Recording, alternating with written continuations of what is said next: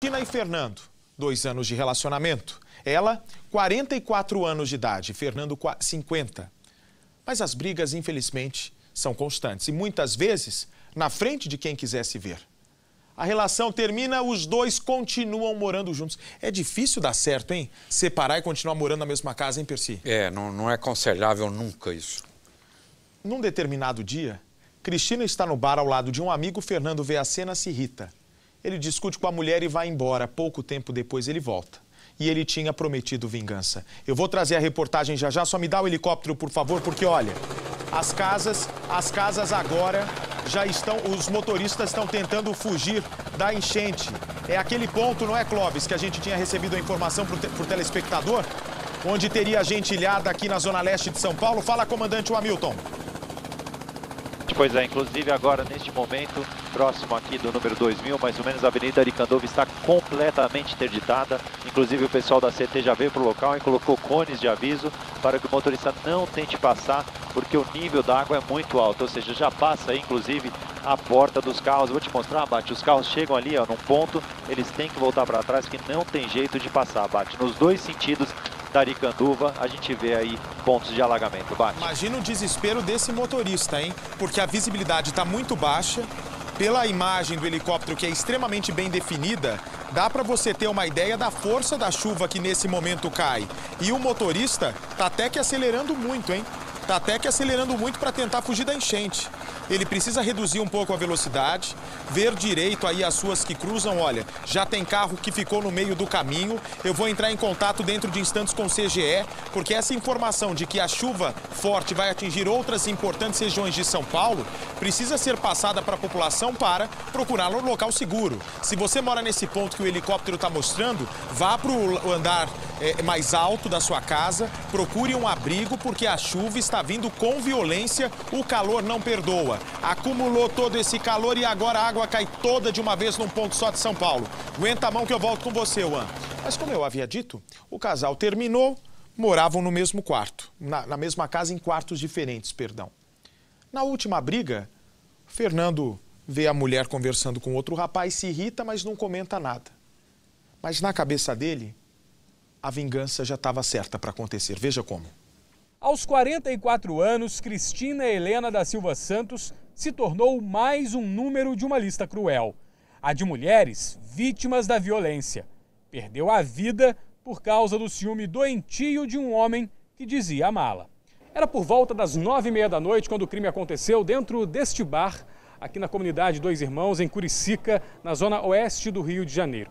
Testemunhas contaram que Cristina estava acompanhada por um amigo, que se chama João, em uma mesa, bebendo no estabelecimento. Quando o ex-companheiro dela, o Fernando, chegou aqui e não gostou nada em ver a ex-mulher acompanhada por outro homem, dividindo a mesma mesa com ele. O casal, então, iniciou uma forte discussão. Fernando, segundo testemunhas, foi embora do bar. Não demorou muito tempo, ele retornou aparentando estar mais calmo. Foi até a mesa onde Cristina estava acompanhada por um amigo. Segundo as testemunhas contaram, Fernando ainda chegou a beijar a ex-companheira. Foi o beijo da morte. Ele a convidou para ir embora para casa. Ela não aceitou. Imediatamente, ele arrancou uma faca e golpeou o amigo da ex-companheira, que foi socorrido e resistiu aos ferimentos. Mas Cristina não teve a mesma sorte. Ela foi atacada também. Recebeu vários golpes de faca e foi arrastada até aqui, a porta do estabelecimento, onde acabou morrendo. Revoltados com as cenas que haviam acabado de testemunhar, moradores tentaram linchar o ex-companheiro da mulher. Muita gente chegou e espancou ele. Fernando José Marinho Barreiro, de 50 anos, foi salvo pela chegada da polícia. A outra vítima de Fernando, João José Marinho, de 62 anos, foi levado para o Hospital Lourenço Jorge, na Barra da Tijuca, e está fora de perigo. Cristina e Fernando começaram a se relacionar há cerca de 2 anos. Mas quem conhecia o casal diz que os desentendimentos entre eles eram frequentes. Por isso, Cristina e Fernando continuavam morando na mesma casa, mas já não dividiam mais o mesmo quarto. Na semana passada, testemunhas contaram que aqui mesmo na comunidade Dois Irmãos, eles tiveram uma forte discussão no meio da rua e Fernando teria agredido a ex-companheira com um tapa no rosto. Os investigadores procuram por câmeras de segurança que possam ter filmado o crime. Fernando foi preso em flagrante. Ele vai responder à justiça por tentativa de homicídio e homicídio qualificado. Novas informações da tempestade que atinge nesse momento São Paulo. Nós já temos inclusive reflexos no transporte público. Comandante Hamilton, a chuva que não para de aumentar na zona leste de São Paulo, agora começa a ganhar outros pontos da cidade, Juan. Bate, exatamente, ela já desloca aqui para a região do Tatuapé. A gente vê que é uma pancada muito intensa. A gente vê que várias ruas, por onde ela passa, vai deixando estragos, várias ruas alagadas. Lembrando que essa chuva se estende desde ali da região de Itaquera até pelo menos aqui a região do Tatuapé. O calor excessivo fez com que a pancada fosse ainda mais forte de chuva. Então a gente vê que a formação é intensa e o problema, Bate, como você disse, ela não se mexe, ou seja, ela está estacionada já há muito tempo no mesmo lugar e infelizmente uma região que já sofre muito com problemas de enchente, Bate. A infraestrutura é muito ruim dessa parte da cidade, portanto, o alagamento é inevitável, enchente já sendo registrada. A capitão do Povo, Liliane Nascimento, tem novas informações. Fala, capitão do Povo. Oi, Bate. Seguinte, além da zona leste de São Paulo, segue em estado de atenção a rodovia da marginal do rio Tietê. Então, segue uma alerta aí para os motoristas. Há uma alerta que as faixas de lá podem ser bloqueadas com a chuva forte que está para cair. Bate. Ainda falando da zona leste de São Paulo, continua chovendo forte em São Mateus. Há perigo de alagamentos ali pela região. Já em Itaquera, alguns bairros já estão alagados, Bate. Capitão, então já com essa informação que tá feia a coisa em São Mateus, para você que é de fora aqui de São Paulo, é um dos bairros mais populosos aqui da capital paulista. Então, meu povo de Santo André, do município de Mauá e de Suzano, que fazem limite, Suzano não, Ferraz de Vasconcelos, que faz limite com São Mateus, por favor, fiquem de olho. Uma lavradora, hein? Uma lavradora é morta pelo ex-companheiro. O casal ficou junto por 1 ano e meio, estava separado há 2 semanas. No dia do crime, o assassino esperou a mulher na hora certa para cometer o que ele chama de vingança. Põe no ar. No local do crime, ainda estão as marcas da violência que resultaram na morte de Elizabeth Pereira, de 41 anos. A lavradora foi assassinada pelo ex-companheiro em frente à casa onde morava. Há 2 semanas separados, o homem não aceitava o fim do relacionamento, que durou cerca de 1 ano e meio. O filho do assassino, revoltado com a atitude do pai, desabafa. Ele era muito ciumento, tinha uma hora que ele era tranquilo e uma hora o ciúme atacava ele. Não precisava de fazer isso não, a mulher não queria ele, por que ele foi fazer isso aí? Segundo testemunhas, Elizabeth, a irmã dela e um casal de amigos voltavam de carro para casa depois de sair de um bar por volta da meia-noite. Quando eles chegaram aqui, a Elizabeth foi surpreendida pelo ex-companheiro que tinha chegado de moto. Eles começaram a discutir e o homem, muito nervoso, sacou uma arma e efetuou 6 disparos. 3 deles atingiram a cabeça e as costas de Elizabeth, que morreu aqui, caída em frente à residência. Alessandro Gonçalves também foi baleado nas costas. Ele foi socorrido, levado para a Santa Casa de Franca e não corre risco de morte. A mulher dele, que não quis mostrar o rosto, está abalada e fala dos momentos de pavor. Foi muito rápido, entendeu? Eu só vi quando eles estavam discutindo. Aí o meu marido recebeu um tiro pelas costas. Quando ele recebeu um tiro, eu saí correndo atrás dele e gritei para ele, você está ferido, e saí atrás dele para poder cuidar dele. Aí eu não vi como que ela chegou ferida, só vi ela caída no chão. No veículo em que estava Elizabeth estão as marcas dos tiros. O assassino conseguiu fugir. A polícia foi chamada, fez buscas na região, mas o homem ainda não foi localizado. Os militares apreenderam uma bala calibre 32 que estava no local do crime. O corpo de Elizabeth foi enterrado em Teófilo Otoni, Minas Gerais. Ela deixou uma filha de um outro relacionamento. O caso está sendo investigado. Acaba de me chegar uma reportagem inédita, uma reportagem muito forte. Este homem é um professor da rede pública de ensino e foi brutalmente assassinado. Quando eu digo que foi brutalmente assassinado, é que os assassinos cometeram todo tipo de tortura, todo tipo de atrocidade que não vem ao caso descrever aqui nesse programa. Vem para mim, por favor. O professor se chama Edson, de 43 anos, aparece morto foi encontrado pela sobrinha que ele cuidava como se fosse, na verdade, uma filha. A polícia ainda não aponta quem matou esse professor. Só que a família do professor Edson, pode encher a tela, por favor, tem uma certeza. E a família toda concorda num só nome para ter cometido esse assassinato tão brutal em São Paulo. Bota a foto dos três ao mesmo tempo, por favor, Edu. No lado esquerdo está o professor. No meio, esta mulher se chama Silvana. Silvana é faxineira da casa do professor. Do lado de Silvana está o marido Robson. Para a família do professor assassinado covardemente, a faxineira da casa e o marido seriam os assassinos do professor. Pode encher a tela, reportagem inédita. Ele escolheu essa casa para passar um tempo curto. Esperava a reforma da casa maior para onde ia se mudar com a mãe, Dona Cleide, de 63 anos. Edson vivia cheio de planos, até que um assassino cruzou a história do professor. Esse meu filho, ele me ajudava em tudo ele me ajudava. E chega uma pessoa assim, de repente, tira a vida dele. Porque não roubaram as coisas, né? Roubasse as coisas dele, mas não tirasse a vida dele. Edson dava aula de história para crianças da rede estadual de ensino em Taboão da Serra, na Grande São Paulo. Estava prestes a se aposentar por tempo de serviço. Solteiro, sem filhos, homossexual. Criou a sobrinha como filha após a separação dos pais dela. E foi justamente a menina, que não quer mostrar o rosto, a primeira pessoa a descobrir o assassinato.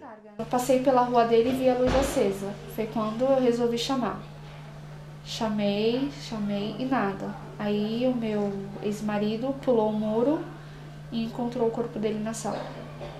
O filho mais velho da Dona Cleide morreu aos 43 anos.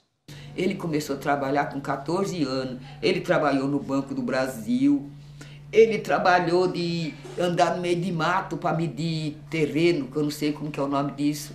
Ele trabalhou em mercado.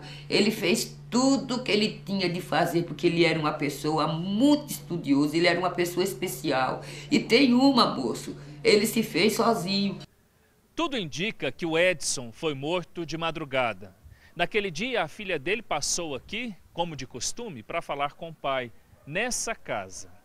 E viu o portão trancado, com o cadeado para fora. Exatamente desse jeito aqui. A filha não estranhou coisa alguma, foi embora, ficou de voltar mais tarde. E ela voltou, junto com o marido. E percebeu que o portão estava trancado do mesmo jeito. Só que ela viu algo que não tinha visto mais cedo. Lá dentro, uma das lâmpadas da casa estava acesa. Algo muito estranho que o pai dela jamais tinha feito.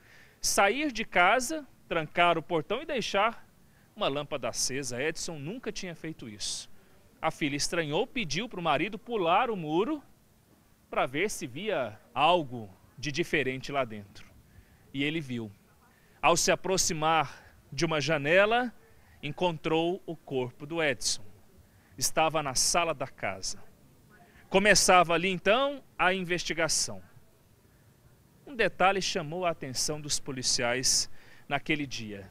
Além do portão, a porta da casa também estava trancada. E a chave do Edson do lado de dentro da casa, em cima de uma mesa. Começava ali a corrida atrás desse assassino. Dentro da casa havia muita bagunça. Tudo foi revirado e os objetos de Robson roubados. Tava muita bagunça, parecia que tinha tido uma briga dentro da sala e foi o que ele me falou só. Não tinha muita coisa assim também. Só os livros e cadernos do professor de história ficaram no mesmo lugar. Edson estava caído na sala, sem roupa, com vários ferimentos pelo corpo. Quem o matou fugiu, levando o computador, o aparelho de DVD, roupas, perfumes e documentos. Edson tinha dinheiro em casa. Havia recebido um bônus salarial de R$ 2.500. A polícia conversou com os vizinhos, mas ninguém ouviu barulho de discussão na casa naquela madrugada. A primeira possibilidade que a família imaginou foi de crime passional. Edson tinha um namorado e teve problemas com os anteriores. A hipótese foi informada à investigação.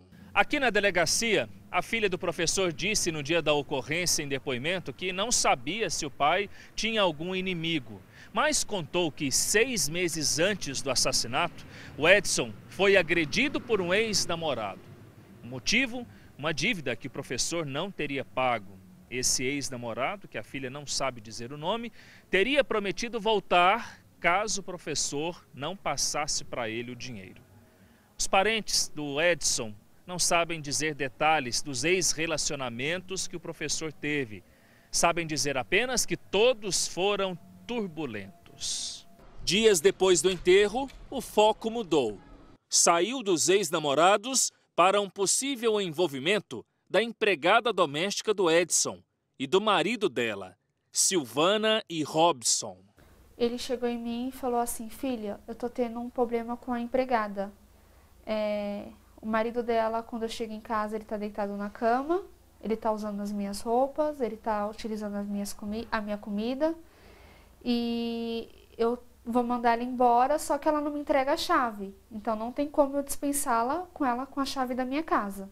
A família começou a suspeitar da empregada por causa da chave da casa que estava com ela e que nunca foi devolvida. A filha então lembrou que dias antes do crime, Edson falou que queria dispensá-la. Eu queria dispensá-la, só que ela não queria entregar a chave. E nunca entregou? Nunca entregou a chave. Após a morte dele, essa chave apareceu? Não, não apareceu. A segunda chave da casa continua sumida? Continua sumida. Só ficou a do seu pai? Só ficou a do meu pai. A menina sempre conversava com o pai. Morava com o marido numa casa perto de Edson. O suposto envolvimento da empregada e do marido ganharam força com o depoimento de uma outra pessoa, a irmã da empregada. Ela disse que o marido da irmã dela, ele é usuário de droga e naquela noite ele estava cobrando a Silvana porque queria dinheiro e eles resolveram entrar na casa do meu pai para roubar. E não foi só para roubar, né? Foi para matar também. A casa onde aconteceu o crime passou por alterações. A investigação de latrocínio, roubo seguido de morte, ainda está em andamento. A família sabe muito pouco. Sempre a mesma história. Nós estamos vendo, estamos não sei o quê, sabendo já de toda a história, tem todas as evidências, já encontraram evidência com os dois do crime. E, portanto, tem a terceira pessoa, nunca dá, já dá, que vai para juiz, que vai... Pô, investigação até hoje não concluíram uma investigação e falaram, ó, fizemos uma investigação e hoje nós estamos com a investigação aqui, está aqui, apresenta pra gente, para você confortar também. A gente vai ficar confortado. Não, a insegurança não é nós que fazemos, é a própria polícia que deixa a gente com insegurança. Dona Cleide, mãe do Edson, conta com o amparo da família para se manter de pé, sem o filho que tão perto estava dela. Sem a confirmação de que quem matou o professor está pagando pelo que fez. Eu não sei, moço. Eu falei assim, eu vou morrer e não vou ver. Eu não vou ver essa pessoa ser castigada, porque não é possível. Eu não acredito. Deus não faz justiça. E a polícia piorou também. Eu não durmo, eu não tenho sossego. Eu vejo meu filho falar, socorro, mãe. Eu escuto. Eu estou deitada sem dormir, não escuto. Eu levo aquele susto. Muito triste, moça. E mais uma senhora que está coberta de razão. Não vai ver justiça. Não vai ver justiça, não porque a polícia não queira trabalhar, Ministério Público, juízes, não. Muito pelo contrário. A senhora não vai ver justiça porque tem político nesse Brasil que fica mais preocupado em discutir o salário deles do que a legislação brasileira, o Código de Execução Penal. Infelizmente. Porque tão longe dessa violência toda, né? Dá a imagem, por favor, uma viúva. Olha esse caso, que coisa mais intrigante. Uma viúva passa de vítima de assalto a acusada de mandar matar o marido. Essa é Eliette. Ela teria contratado bandidos para invadir a casa da família, simular um assalto e matar o marido. Queimaram até o carro para não deixar vestígios. Vem para mim, por favor. Para simular esse assalto que terminou na morte do marido, Liette, a suposta mandante do crime, e a filha chegaram a ser amarradas pelos bandidos. Como ela não pagou os pistoleiros, o que é que eles fizeram? Denunciaram a viúva assassina. Veja só. De viúva vítima de um assalto para mandante do crime. Liette Lenice Vandi Schermati, de 27 anos, é acusada de mandar matar o próprio marido. O crime aconteceu em fevereiro do ano passado. 2 bandidos entraram na casa do empresário Marcelo Edson Mate, de 31 anos, e renderam ele, a esposa e a filha de 8 anos. Depois de pegarem alguns eletroeletrônicos, fugiram na caminhonete da família, levando junto a vítima. Horas depois, Marcelo foi encontrado morto a tiros ao lado do veículo incendiado, num matagal de difícil acesso em Novo Hamburgo.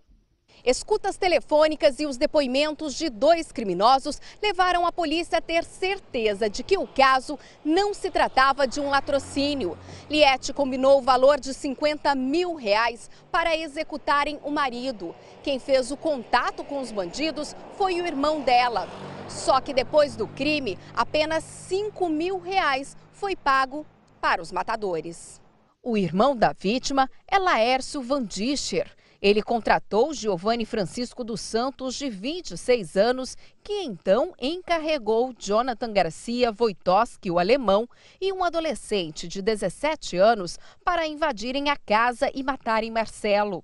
Os 2 homens foram presos e o adolescente apreendido no ano passado. Com Giovanni foi encontrado o celular da vítima. Na época do crime, Liette deu entrevista para a TV Record. Minha filha de 8 anos, fechada as mãozinhas só com fita, as mãos e os pezinhos. Então ela começou a morder a fita e arrebentou a fita. E assim que ela abriu os pezinhos, ela veio e me tirou a fita de mim. De acordo com a polícia, o casal vivia um relacionamento tumultuado. Tem uma questão passional, porque ela já tinha já se separado, já estava com outra pessoa, com um outro companheiro. E então esse era uma questão passional e uma questão patrimonial. Vários bens recaíram para ela, né, com a morte dele. Então esta é a vantagem patrimonial. Até mesmo a caminhonete que estava no seguro, um seguro de quase R$100 mil, caiu para a viúva. Outras questões patrimoniais e bens também. Os pedidos de prisão preventiva de Liette e Laércio foram negados pela Justiça. Bom, aí a polícia já tem elementos fortíssimos. Claro que tem que investigar a partir da denúncia desses pistoleiros, mas os indícios são muito fortes, né? São, até porque isso não há dúvida nenhuma que foi levantado. Quer dizer, um seguro, bens dele ficariam exatamente para ela. Então essa foi a grande motivação. É a viúva negra, assim. Muito bem, você que está fora de São Paulo, fique agora com a sua programação local. A gente se vê amanhã aqui no Cidade Alerta. Para os meus companheiros campeões de audiência da Record em todo o Brasil, bom trabalho. Olha essa imagem que chegou agora completa aqui para mim. Põe-me no ar, por favor. São presos. Presos vão fugir detonando o muro com dinamite. Eu nunca tinha visto uma fuga desse jeito. 2 vão morrer, olha. Estão colocando a dinamite, estão acoplando ao muro, explodem. Aí eles chamam todos os comparsas, todos os colegas. São 50 presos que começam a correr rapidamente, começam a fugir rapidamente de dentro do presídio.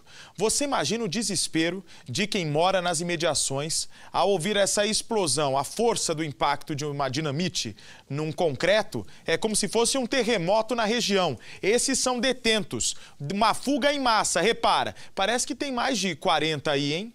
Parece que tem muito mais de 40 fugindo, mas a informação oficial é que 40 escaparam, 2 morreram e a polícia já conseguiu prender 39 dos que escaparam. Após a explosão, os moradores do entorno entraram em pânico e comércios foram fechados. É o complexo penitenciário do Curado. É um dos maiores do Brasil, tem quase 7 mil presos, onde só cabem 2.200. É a segunda fuga em menos de uma semana em Pernambuco. Tá feia a coisa, hein? Tá bem feia a coisa. Vem pra mim, por favor. Igor e Rafaela são casados há 5 meses. Mostra os 2, por gentileza. Eles combinam de encontrar um amigo. Como não aparecem, o amigo fica preocupado. Vem pra mim, por favor. fala assim, mas poxa, a gente sempre combinou de jantar, de almoçar, eles foram os primeiros a aparecer, foram sempre extremamente pontuais. Eles vão até em casa, percebem que o carro está na garagem, chamam uma vez, dá a imagem da casa, por favor. Chamam uma vez, ninguém atende. Tocam a campainha, ele toca a campainha, ninguém atende. Aí morava o casal. O Igor, então, e a Rafaela, como não apareceram nesse jantar, começam a levantar uma suspeita muito grande para esse amigo, que então vai até a casa, colocou essa escada e pulou o muro. Vem para mim, por favor. Ele pula o muro. E naquele exato momento que ele pula o muro, ele descobre o pior.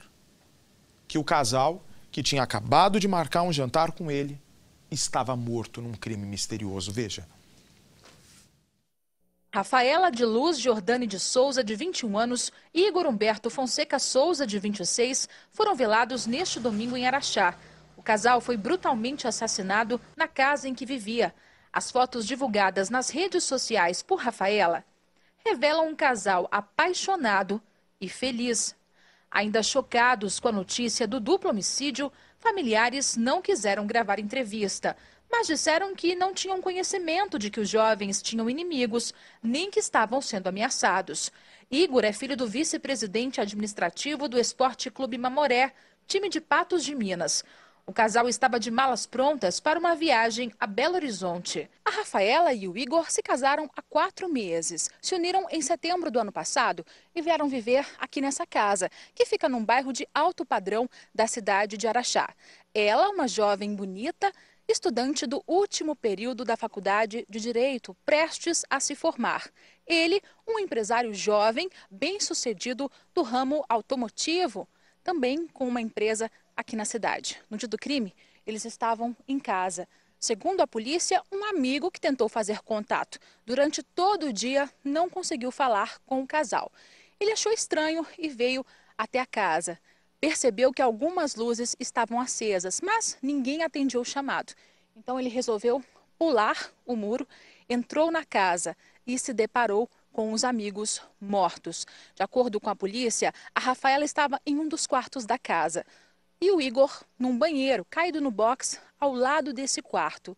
O requinte de crueldade com que os jovens foram mortos chamou a atenção. O Igor apresentava pelo menos 100 ferimentos do que a polícia acha que possa ser uma faca. Já a Rafaela tinha 12 perfurações no pescoço. Agora, o que chamou realmente a atenção da investigação é que no corpo da Rafaela havia açúcar e no corpo do Igor havia fubá. Pela casa, uma espécie de borra de café espalhada. Quem matou o casal jovem roubou ainda a caminhonete que eles tinham aqui na garagem e 2 TVs. Eles fugiram e até agora ninguém foi preso. O perito que atendeu a ocorrência ficou impressionado com a violência com que os jovens foram mortos. Todos os cômodos da casa mexidos, gavetas mexidas, guarda-roupas, armários, cozinha toda mexida. No terreno ao lado da casa de Rafaela e Igor, encontramos uma escada ainda encostada no muro. Foi dessa forma que a polícia acredita que foi feita a invasão ao imóvel. A polícia investiga a motivação do crime e não descarta nenhuma hipótese.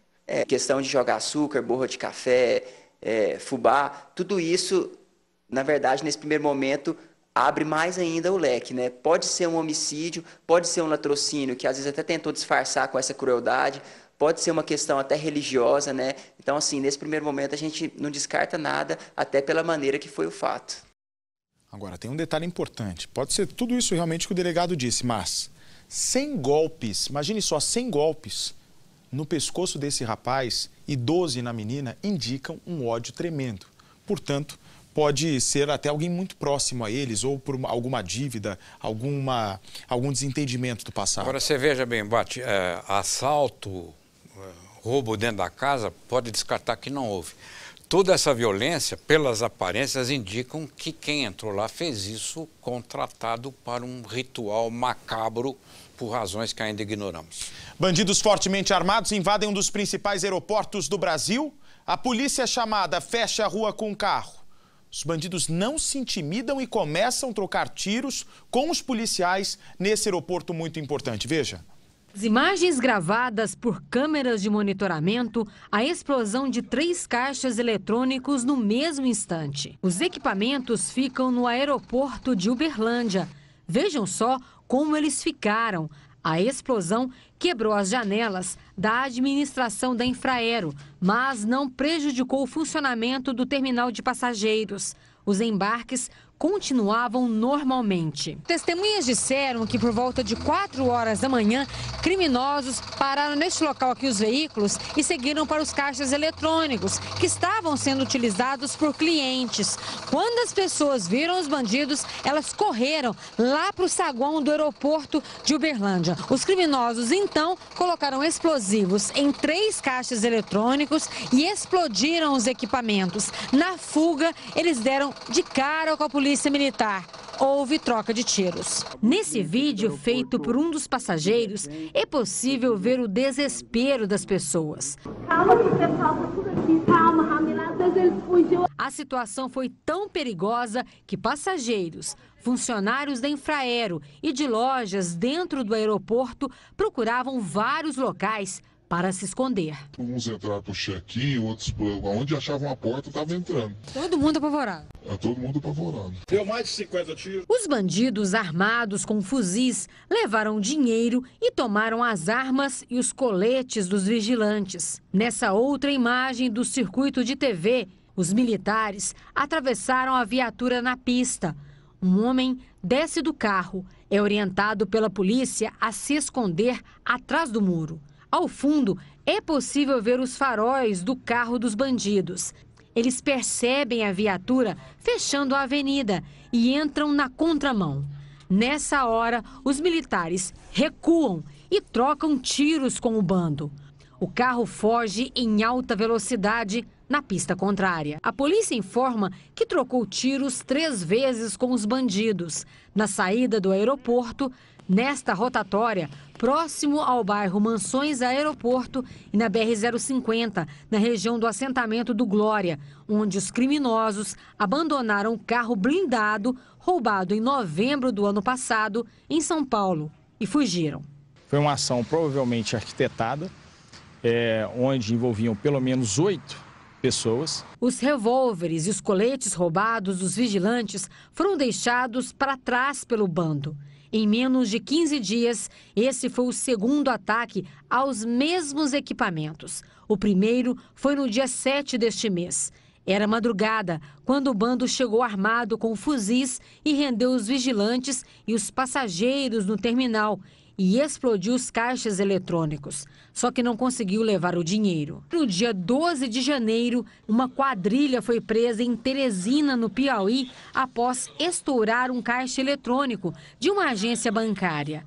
Parte do bando era de Uberlândia. Um deles seria Tiago Neves Rodrigues, o Tiago Peugeot, que já havia cumprido prisão pelo mesmo tipo de crime. Obrigado pela grande audiência nesse momento aqui no Cidade Alerta. Marcelão de volta na segunda-feira, hein? Estamos ansiosos esperando o Marcelão. Eu também, estou morrendo de saudade do Marcelão. Vi a última vez na primeira semana de férias dele, já faz 2 meses. 2 meses e meio. Segunda-feira, o Marcelão de volta aqui ao nosso Cidade Alerta. Um soldado da Polícia Militar evita um assalto dentro do bar. Mostra a imagem, por favor. Os bandidos fugiram.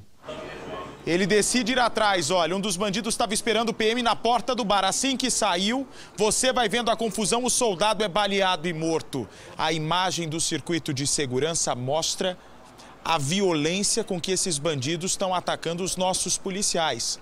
Alguma autoridade precisa tomar providência urgente. Pode encher a tela do Brasil. Os bandidos entram no bar gritando. Pelo menos um está armado. Eles usam roupas da mesma cor e boné para dificultar a identificação. O dono e os clientes são feitos reféns. Um deles é o policial Silveira, que está em horário de folga, sem farda e sem arma. A quadrilha começa a fazer a limpa. Nesta outra câmera da sala ao lado, um dos assaltantes rouba uma garrafa de bebida e sai. Em seguida, outro bandido leva o dono do bar até o caixa para pegar o dinheiro. Nesta terceira câmera, repare que o criminoso armado leva as vítimas para uma sala menor. Lá dentro, o PM entra em luta corporal e desarma o bandido, que sai correndo. O policial dá um tiro para cima. Verifica se os assaltantes ainda estão no bar, mas eles fogem assustados. Então, o sargento observa se todas as vítimas estão bem e sai atrás da quadrilha. Mesmo depois de espantar os bandidos, o Silveira seguiu o instinto de policial e foi atrás do grupo. Ele deixou as vítimas em segurança aqui dentro do bar e saiu por esta garagem. Mas bem aqui, foi vítima de uma emboscada. Tinha um criminoso o aguardando aqui nessa parede, escondido e armado. Assim que viu, o PM disparou. Silveira foi atingido na região do pescoço com um único tiro fatal.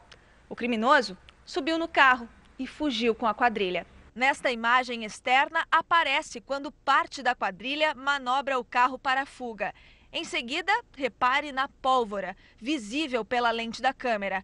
Este foi o momento do disparo que matou o sargento Arilson Silveira dos Santos, de 42 anos. Marido e pai de 2 filhos, o policial deixa, além da família, também uma comunidade inteira desolada.